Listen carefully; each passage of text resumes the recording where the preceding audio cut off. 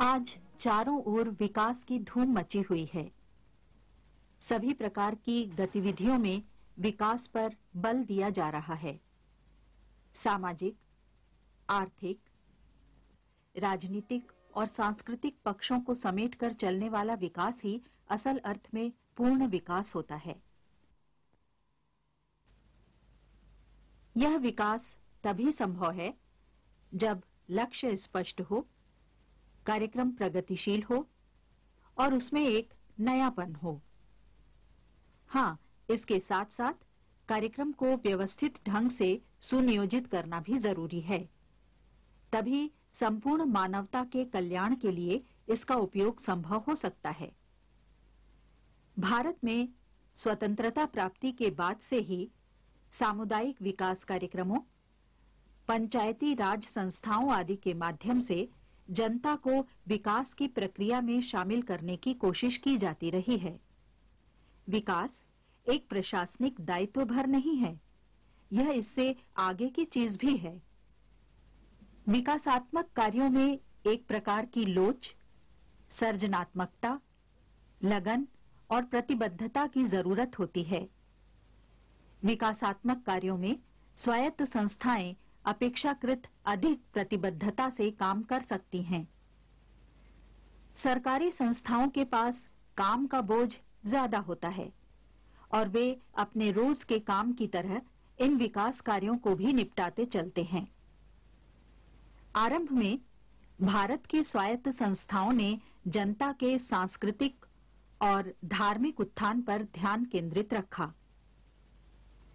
धीरे धीरे सामाजिक आर्थिक असमानताओं और अन्याय की ओर उनका ध्यान गया और वे विकास कार्यक्रमों से जुड़ने लगीं।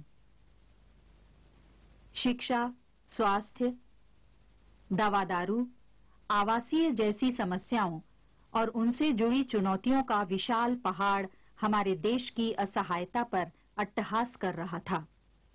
आपने स्वयंसेवी संगठनों पर काफी रिसर्च किया हुआ है। ये स्वयंसेवी संगठनों की उद्भव पर कुछ प्रकाश डालेंगे?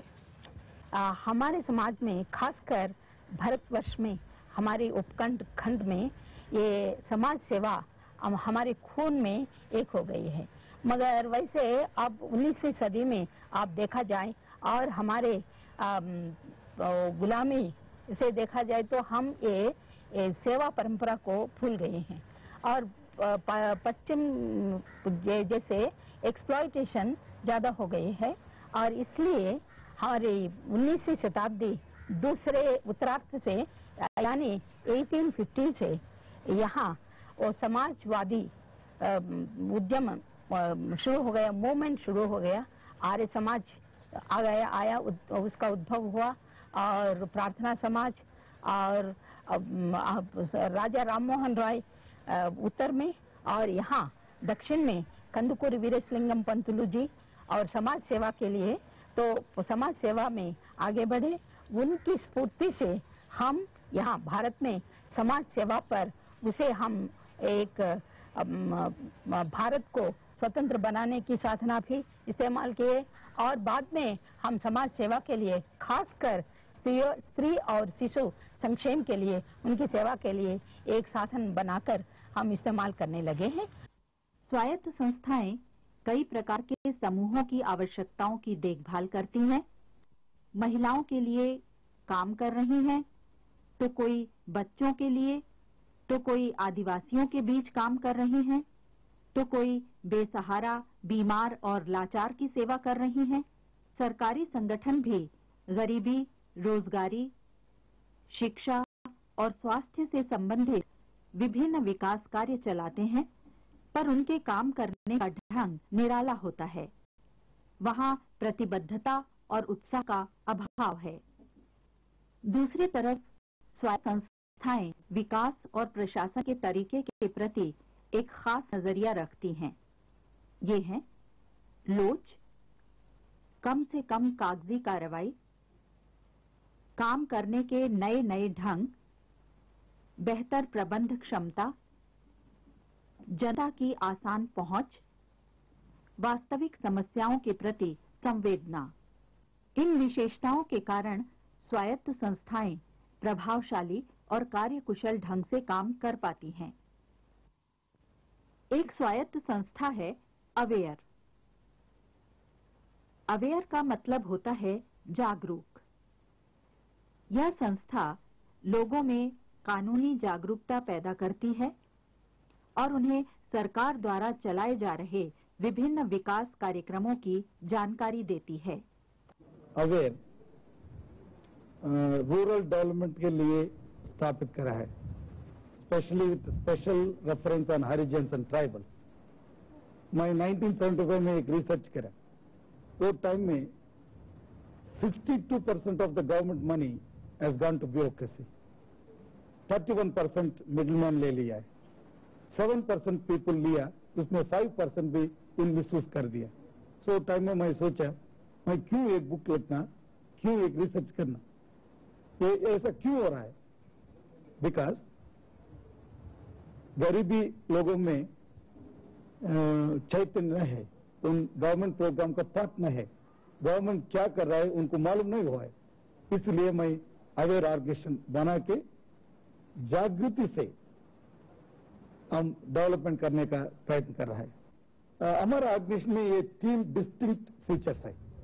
एक है हम गरीबी लोगों के लिए कुछ भी फ्री नहीं देता, सो उसमें चैरिटी नहीं है। हम लोगों के चैतन्य बनाने के बाद उसको हमारा पैसा इंटरेस्ट फ्री लेन देंगे, वो वापस देता। ऐसा हमारा ऑर्गेनाइजेशन में 92% रिकवर हो गया। नंबर 2, हमारे पास ब्लूप्रिंट कुछ भी नहीं है। हम विलेज जाने के बाद उनको ऑर्गेनाइज करके वो क्रांति बना के उनका डेवलपमेंट अवेयरनेस बना के उन डेवलपमेंट प्लान बनाता है। फिर क्लस्टर डेवलपमेंट सोसाइटीज में डिस्कस करता है, एरिया डेवलपमेंट सर्विस सोसाइटीज के डिस्कस करता है। सो प्लान हमारे साथ आने के बाद हमारा पैसा, गवर्नमेंट का पैसा, टेक्नोलॉजी का इनपुट देके people themselves will develop in their own village. यह है हमारा सेकंड डिस्टिंक्ट फीचर है। थर्ड इज हम एक प्लेस में 10 साल काम करते हैं। 10 साल के बाद हम वो ईयर में विड्रॉ होने के बाद people themselves will develop replacing aware. महिलाएं हमारे समाज का अधिकार वंचित हिस्सा हैं, जिन्हें बहुत सारे कानूनी अधिकारों से महरूम रखा गया है। बहुत सी स्वायत्त संस्थाओं ने उनके अधिकारों की सुरक्षा करने का बीड़ा उठाया है। आंध्र महिला सभा का कानूनी सहायता प्रभाग दाम्पत्य संबंधी अधिकारों और दहेज उत्पीड़न जैसे मामलों में महिलाओं को कानूनी सहायता प्रदान करता है। ये लीगल एड सेंटर 1983 में हुआ। यहाँ प्योरली ये लेडीज के लिए स्थापना हुई गई। यहाँ हर दिन शाम को 5 बजे से लेकर 7 बजे तक यहाँ हम लीगल एड न्याय सहायता देते हैं। जो कोई उनको प्रॉब्लम्स है, समस्या लेके, ऐसा घर का समस्या लेके, और नहीं तो वो परिवार का समस्या, ऐसा प्रॉपर्टी का समस्या, कौन सा भी ऐसा समस्या लेके वो लोग, बहुत से लोग आते हैं यहाँ। उन लोगों को हम न्याय सहायता भी देते हैं। कोई जरूरत पड़े तो उन लोगों को कोर्ट तक जाने के लिए तो हम नहीं बोलते। उन लोगों को कोर्ट को जाने से पहले हम अदर साइड को नोटिस देके कौन पर किसके ऊपर वो लोग दावा करना चाहते हैं, उन लोगों को हम यहाँ से नोटिस भेजते हैं। नोटिस जाने के बाद वो लोग, हम एक डेट फिक्स करते, वो लोग, इन लोगों को भी हम बुलाते, दोनों को बिठा के हम शिकायत क्या है और उन लोगों का इन लोगों के ऊपर शिकायत क्या है और दोनों लोग मिल सकते या नहीं, उन लोगों का समस्या सुनकर एक को समझाने की कोशिश करते हैं। उन लोगों समझ लिए तो यहाँ से वो लोग मिलके भी जाते हैं। यहाँ नहीं लिपटा तो हम legal aid committee, district legal aid committee बोल के एक under the chairmanship of metropolitan sessions जज रहता है, वहाँ हम यहाँ से रेफर करते हैं। करने के बाद वहाँ से भी जज नोटिस देके वहाँ भी हम कोशिश करते हैं कि कोर्ट को जाने से पहले क्या भी किया जाए वो सब जरूरतमंद प्रयत्न करते हैं। वहाँ भी नहीं हुआ तो कौन सा सहाय उन लोगों को चाहिए, कौन सा केस डालना चाहिए उन लोगों को, एक एडवोकेट को फ्री लीगल एड कमेटी के तरफ से देते हैं, वो पार्टी को कोई कुछ भी नहीं देना पड़ता।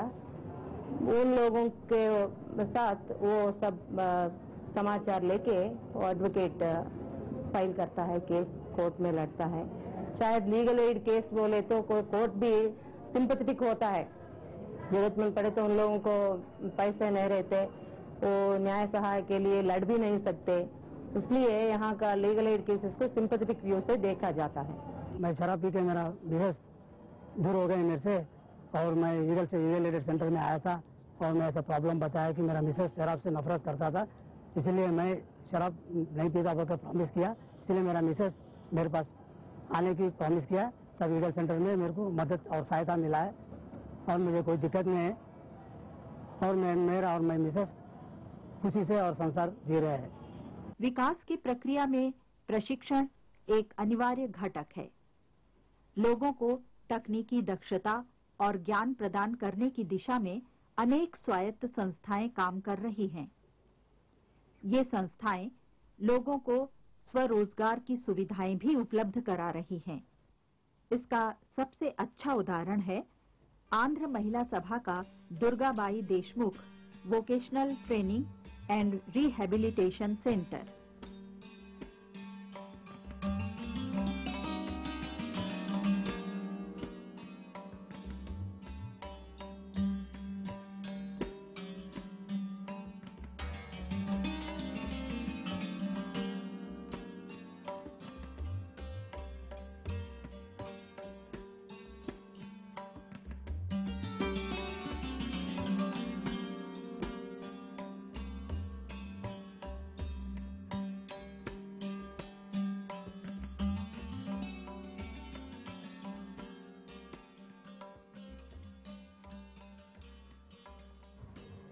आंध्र महिला सभा में ये 1982 में स्थापित किया गया है और खासकर ये विकलांग लोगों के लिए सेवा करने के लिए स्थापित किया गया है। तभी से वो सेवा करती आई है और इसमें 3 सेक्शंस है, वो बुक बाइंडिंग और एलपीपी एंड खासकर टाइलरिंग, ये तीनों में भी बहुत अच्छी तरह रन होता है, बहुत प्रोग्रेस भी है। और बाद में 1988 में स्पेशल एजुकेशन भी स्टार्ट किया गया है, वो भी बहुत अच्छी तरह इम्प्रूव होती है। इतना ही नहीं, इस DDETRC में ITI एक सेक्शन सेक्रेटरी कोर्स वो भी सैंक्शन हुआ, 2 साल से वो भी रन होता है।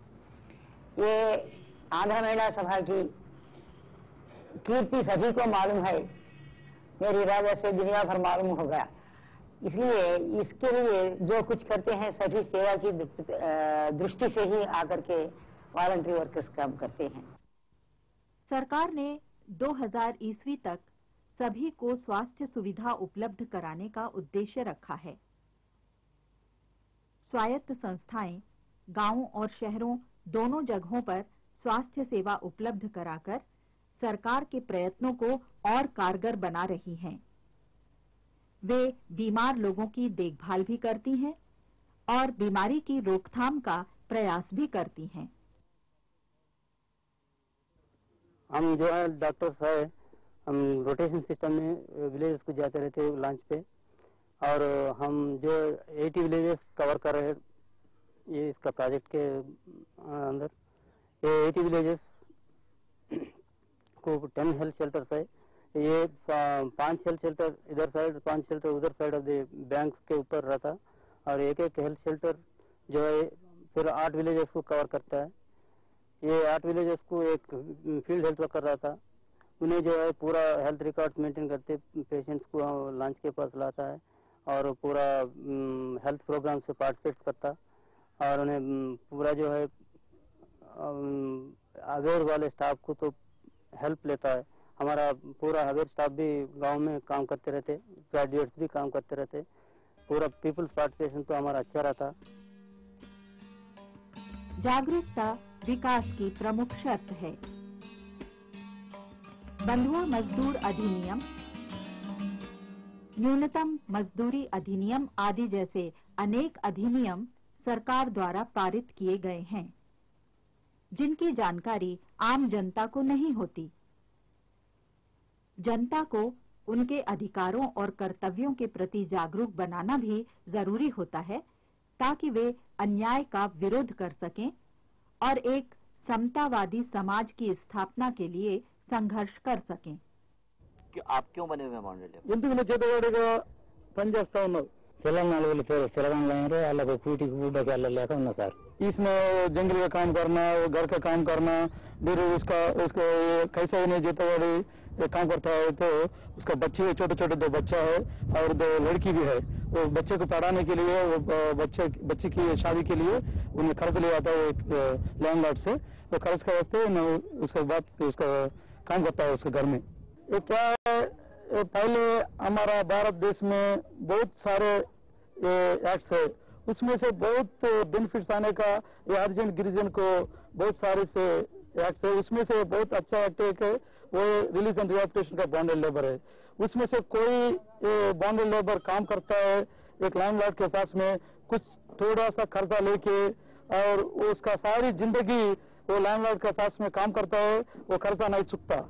उस एक्ट से पता होता है कोई भी जबरदस्त में वो लैंडलॉर्ड के पास काम करे, कुछ कर्जा लेना और उसका उन्हें बाहर जाने के मना है, वो सब इसका एक्ट में प्रोहिबिशन है। इसमें वो लोग को हमें इतना दे के पिटिशन MRFS के दिला के उसका रिलीज करना वो एक्ट का बहुत फायदा है। लेकिन वो एक्ट नहीं मालूम होने से ये ग्रामीण लोग हरिजन गिरिजन ज्यादा से लोग वो बॉन्डेड लेबर बन के रहते हैं। సార్ మా ఇంట్లో 4 పిల్లలు సార్, పిల్లలకి జీతం ఉంది. इसका पिताजी ये 4 बच्चे हैं, 4 बच्चे की पढ़ाना बड़ा करने के लिए उसके पास पिताजी के पास पैसा नहीं है। उसका 4000 उसका बड़ा लैंडलॉर्ड के पास 4000 लेके आया। वो 4000 के बगैर इसने काम पर लगाया ना, ये काम करता है उसके घर में। मैं 7 साल से अगर मैं काम करता हूँ। मेरा अनुभव में अगर तो 1975 में शुरू हुआ, उस दिन अभी तक कम से कम 10,000 लोग को बॉन्डेड लेबर को रिलीज किया और 8,000 और 50 की एकड़ का लैंड रिलीज करके गरीब लोग को दिलाया था। उसमें से एक अनुभव मैं बताऊंगा, क्योंकि हमें एक उटकुर का नाम का गांव है, वहां पर हमें लीगल एजुकेशन कैंप किया था। उधर हमें 4 लोग को गरीब लोग को जो बॉन्डेड लेबर करते हुए हमें आइडेंटिफाई किया था। बाद में वो सब लोग को MR ऑफिस के लिए जाके दरखास्त भी दे दिया था। बाद में वो लैंडलॉर्ड और वो MRO सब मिल के वो गरीब लोग को नई रिहैबिलिटेशन नहीं दिया, रिहैबिलिटेशन भी नहीं दिया, उसका आइडेंटिफिकेशन भी नहीं दिया था। बाद में क्या हुआ, एक बेचारा को वो कर्जा चुकाने के लिए वो लैंडलॉर्ड बहुत पीटा, बहुत मारा। बाद में वो सब हमें पेपर में पब्लिश करके उसको MRO ऑफिस को भी एक पिटिशन दिया और बाद में उसको ले जाके कलेक्टर के सामने बिठाए, तो तब उन्हें रिलीज करके उसको रिहैबिलिटेशन दिया था। इसमें कोई संदेह नहीं है कि विकास संबंधी गतिविधियों को बढ़ावा देने में ये स्वायत्त संस्थाएं महत्वपूर्ण भूमिका निभा रही हैं। यहाँ नौकरशाही की बाधाएं नहीं है, काम करने के ढंग में कोई बंधी बंधाई लीक नहीं है। इसलिए उद्देश्य की प्राप्ति के लिए नए नए तरीके अपनाए जाते हैं और नए विचारों का प्रयोग किया जाता है। स्वायत्त संगठन की एक अनिवार्य विशेषता यह भी है कि यह निर्णय निर्माण प्रक्रिया में लोगों की भागीदारी को बढ़ावा देता है। पर स्वायत्त संस्थाओं के सामने भी कई प्रकार की समस्याएं होती हैं, जिसके कारण इनके प्रभावकारी और सहज कार्य संपादन में बाधा पड़ती है। ये हैं वित्त की कमी, मानव संसाधन और उनकी प्रतिबद्धता, पर्याप्त सरकारी सहायता और सहयोग का अभाव, नौकरशाही दृष्टिकोण की वजह से हताशा और राजनीतिक दखलंदाजी। आजकल गवर्नमेंट पॉलिसी में बहुत चेंज है। आजकल केंद्र सरकार हमेशा वॉलंटियर ऑर्गेनाइजेशन इंटीग्रेट करने का प्रयत्न कर रहा है. Every department was asked to work with volunteer organization. Forestry, welfare department, IRDP, everything central government is doing. एक एग्जाम्पल देंगे. The Supreme Court of India मुझे कमिश्नर अपॉइंट करा, 3 टाइम का अपॉइंट करा. एक time bonded labour programme, second time bonded labour release, third time atrocities on Harijans. ये 3 reports Supreme Court लेने के बाद there is a tremendous impact. 3000 bonded labour एक दिन रिलीज हो गया. And government of Andhra Pradesh, government of Tamil Nadu 3000 आदमी को रिहेबिलिटेट कर दिया. So there is a full faith in voluntary organization by central government and Supreme Court.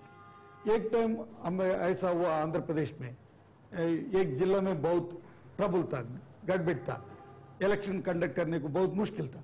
So state government aware को पूछा, can you go and conduct elections there? And we said okay, we'll try to go and do that.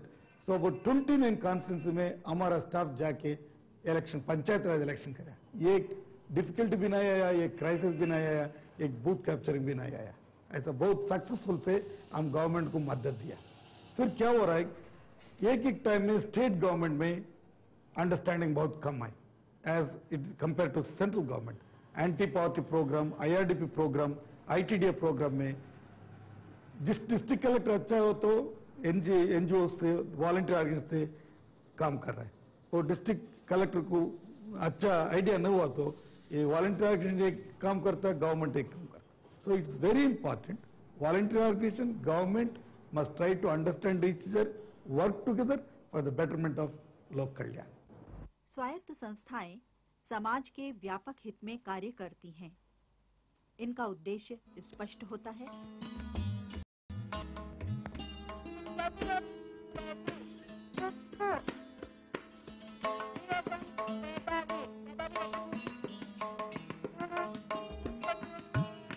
इनकी प्रतिबद्धता और समर्पण की भावना अतुलनीय होती है और ये राजनीति से दूर रहती हैं.